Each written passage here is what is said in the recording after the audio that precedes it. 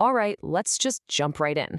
For years, right, we've all played by the rules of Google search. But now, with AI overviews and Gemini, the entire game is changing, especially for local businesses.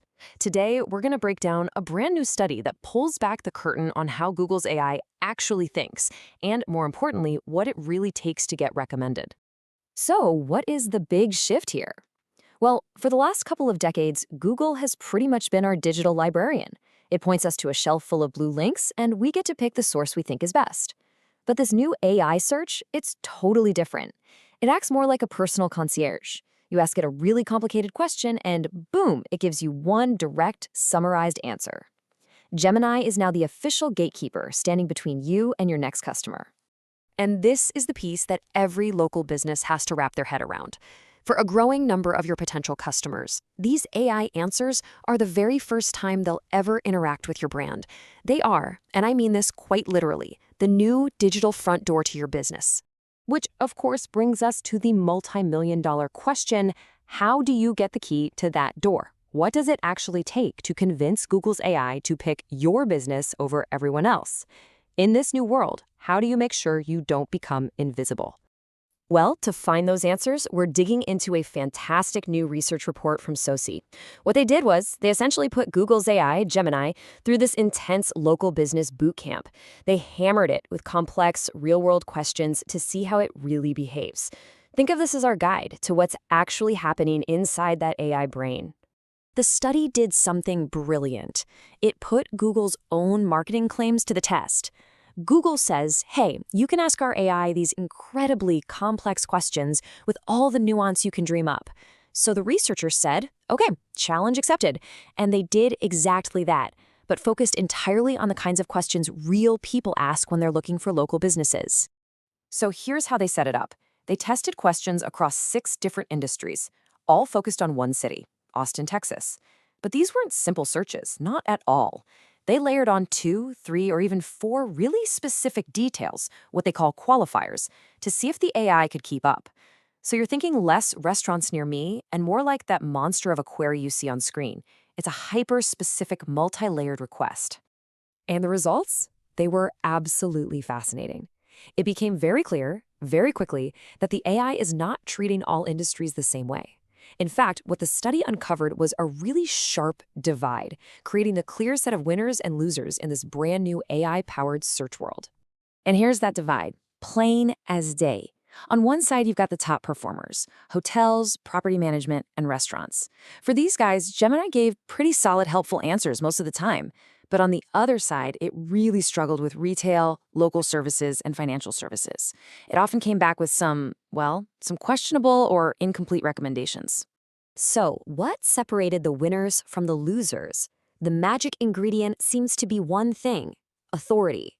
For industries like hotels and property management, Gemini could tap into huge amounts of data from these well-established third-party giants like TripAdvisor, Booking.com, and Apartments.com. It had these massive, credible data sets to learn from. But for the low performers, the real sticking point was specificity. When the researchers asked for something like best stores for creative female anniversary gifts under $100 in Austin, you know what Gemini suggested?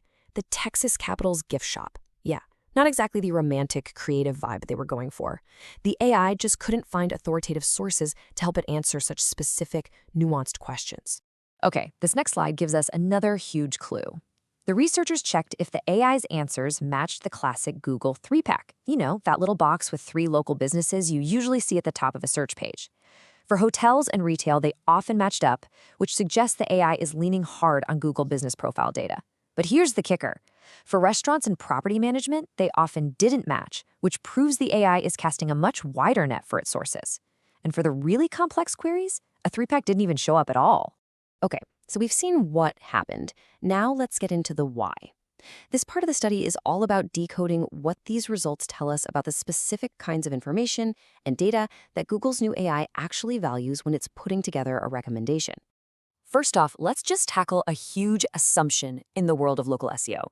For years, we've all been trained that when you type the word best, it's a signal to Google to go look at star ratings and reviews. But in this age of AI, is that still the most important factor? And the answer was a real eye-opener. The study found that star ratings and review counts showed up super inconsistently in the AI's answers. It turns out those 5-star ratings might not be the golden ticket we all thought they were. This suggests that Gemini is kind of deprioritizing subjective reviews and focusing more on objective, descriptive facts. So if it's not just ratings, what does it actually care about? Well, the study points to 3 big things. First, comprehensive descriptions. You have to think of the AI as just being hungry for information. You need to feed it details from your website, from blogs, from online directories. Second, third-party mentions. It's looking for validation from other authoritative sources, like news articles or major industry websites. And third, rich local pages on your own website, packed with all the specifics about what you offer. Which brings us to the most important part of all. What can you actually do about all this? Based on everything they found, the report lays out a really clear, actionable playbook for any local business that wants to stop being a bystander and start becoming the AI's #1 choice. So here it is, your 4-step plan. First, optimize your descriptions everywhere. And I mean everywhere. Go way beyond the basics. On your website, your Google profile, on Yelp, tell your full story. What makes you unique? Feed the AI every single detail. Second, cultivate mentions. This means you gotta actively go out and seek features in local blogs or news, partner with a local charity, host an event, do something that gets people talking about you.